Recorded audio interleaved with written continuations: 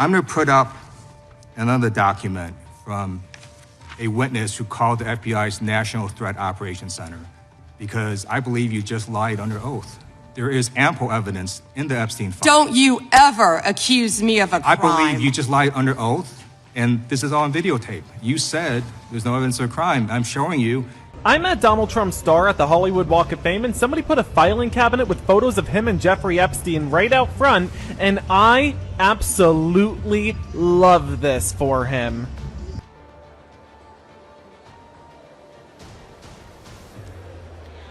On this vote, the yeas are 219 and the nays are 211. The joint resolution is passed. Without objection, the motion to reconsider is laid on the table. Gelombang protes Amerika Serikat semakin meledak-ledak akibat ulah Donald Trump. Warga hingga politisi yang tak puas dengan kebijakan sang presiden terus menyerukan perintah mundur. Mulai dari demo ICE, kebijakan tarif yang menyengsarakan warga AS, hingga skandal Trump dalam kasus Jeffrey Epstein.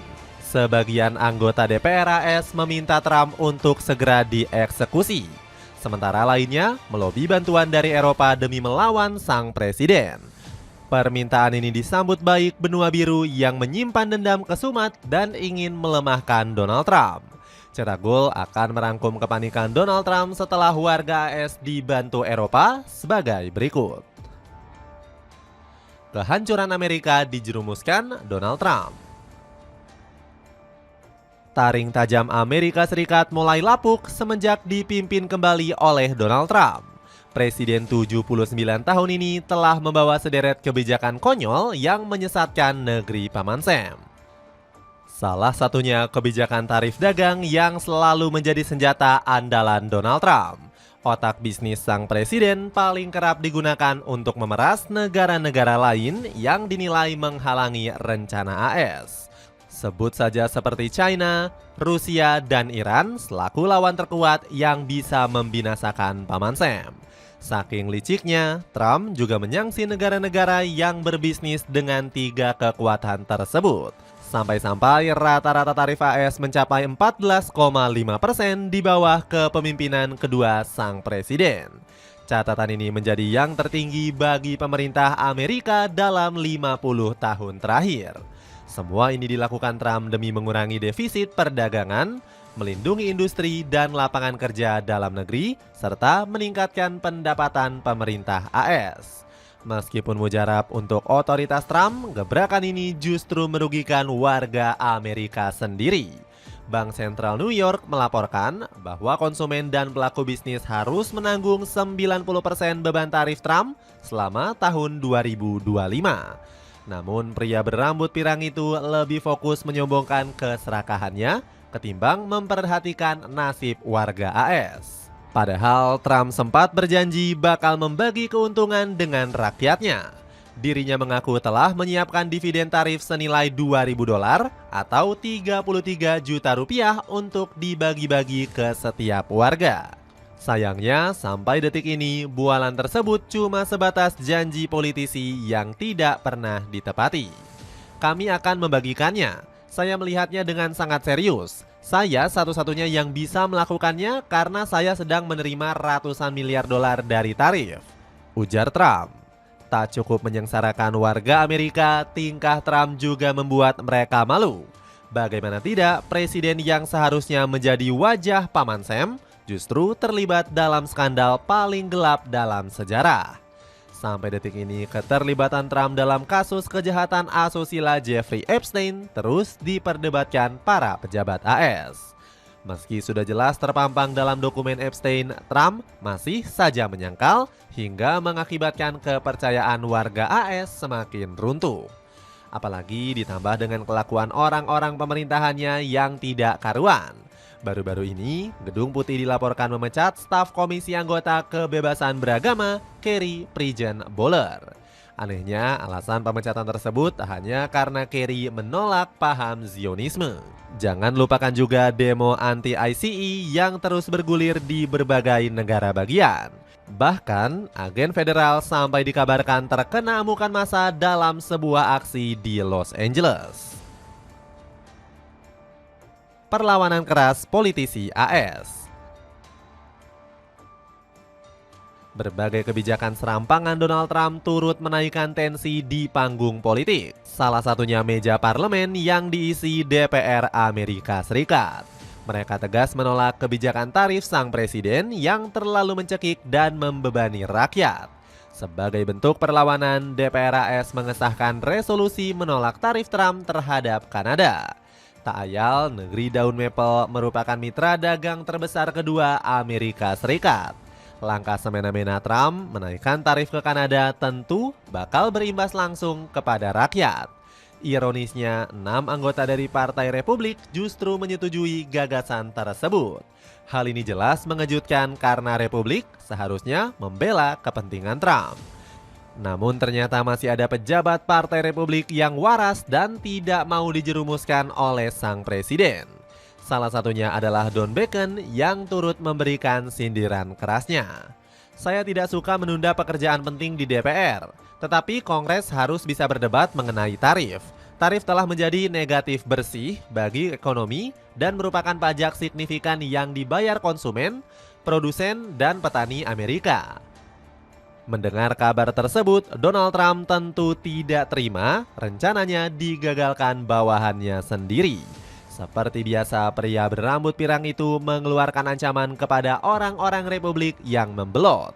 Tarif telah memberi kita keamanan ekonomi dan nasional, dan tidak ada anggota Republik yang boleh bertanggung jawab atas penghancuran hak istimewa ini.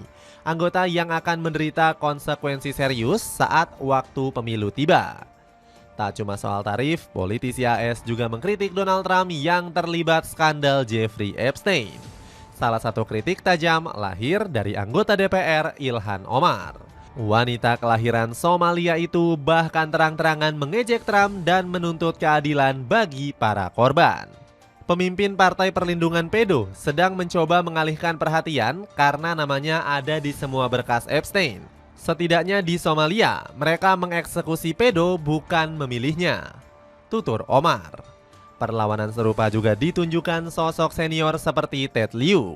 Dirinya bahkan menyuruh Jaksa Agung Pam Bondi menggagalkan jabatannya karena terus membela Trump yang terbukti bersalah. And you have not held a single man accountable. Shame on you. If you had any decency, you would resign right after this hearing concludes. The gentleman has expired. Namun para politisi Paman Sam tahu betul bahwa perlawanan dari mereka saja tidak akan pernah cukup. Sebab kuasa Donald Trump terlampau besar dan selalu ada saja orang-orang aneh yang membelanya. Oleh sebab itu sejumlah politisi mulai meneriakan bantuan dari pihak asing yang mau memberikan pengaruh. Benar saja politikus asal Partai Demokrat dikabarkan bakal meminta bantuan dari Eropa dalam KTT keamanan Munich. Cara ini diklaim sebagai yang paling ampuh untuk melawan kebijakan sang presiden. Seperti halnya yang disebutkan Ruben Gallego yang pernah menyebut Trump sebagai orang yang tidak waras. Trump menghancurkan reputasi dunia kita dan mengancam kekuatan ekonomi kita di seluruh dunia karena dia bersikap picik. Semua ini tidak rasional. Semua orang perlu berhenti berpura-pura bahwa ini rasional, kecam Senator Arizona tersebut. Dapatkan jaket anti air yang cocok dipakai buat naik gunung dan menemani aktivitas outdoor kamu. Cek linknya di bawah ini. Balas dendam Eropa melawan kebusukan Trump. Permintaan para politisi Amerika Serikat disambut baik oleh Eropa. Secara kebetulan, benua biru masih menyimpan dendam kesumat kepada Donald Trump. Pasalnya, pria berambut pirang tersebut berkali-kali merendahkan martabat Eropa di depan halayak. Sebut saja ketika dirinya terang-terangan ingin mencaplok Greenland yang menjadi kekuasaan Denmark. Selain itu, Trump juga sempat mencaci Eropa sebagai benua yang busuk dan lemah. Sebagian besar negara Eropa, mereka sedang membusuk. Beberapa orang yang ada di sana benar-benar bodoh, tulis sang presiden. Amarah Eropa yang memuncak kabarnya bakal langsung dibalas secepat mungkin. Benua biru siap menghilangkan ketergantungannya di bidang pertahanan. Hal ini diyakini dapat melemahkan posisi strategis AS di Eropa. Manuver tersebut lambat laun juga bisa berpengaruh kepada industri pertahanan Paman Sam. Sebab Amerika merupakan pemasok senjata terbesar di dunia dengan pangsa pasar mencapai 35%. Adapun senjata yang dipasok ke Eropa mencapai 46% sejak tahun 2000 hingga 2024. Eropa pun segera menunjukkan kemandiriannya dengan menggarap proyek militer di Greenland. Sejumlah negara telah mengirimkan armada terbaiknya ke wilayah tersebut demi menangkal pencaplokan AS. Dan sampai sejauh ini mereka tak kunjung mengundang Amerika Serikat. Terbaru ada Swedia yang mengirimkan jet tempur dan Rangers ke wilayah Arktik. Langkah ini meningkatkan daya tangkal, melindungi kepentingan bersama dan mendukung stabilitas di kawasan yang sangat penting bagi Eropa serta kerjasama transatlantik, ujar Perdana Menteri Swedia Ulf Kristersson. Pengen punya sepatu multifungsi yang cocok buat olahraga dan berpergian? Cobain sepatu sneakers dari Zeneva yang punya 6 pilihan warna cuma 100 ribuan aja. Cek linknya di bawah ini. Itulah ulasan kepanikan Donald Trump setelah warga AS meminta bantuan Eropa. Bagaimana pendapatmu? Apakah pengaruh Trump akan benar-benar musnah di tangan rakyat dan sekutunya sendiri? Coba tulis pendapatmu di kolom komentar di bawah ini.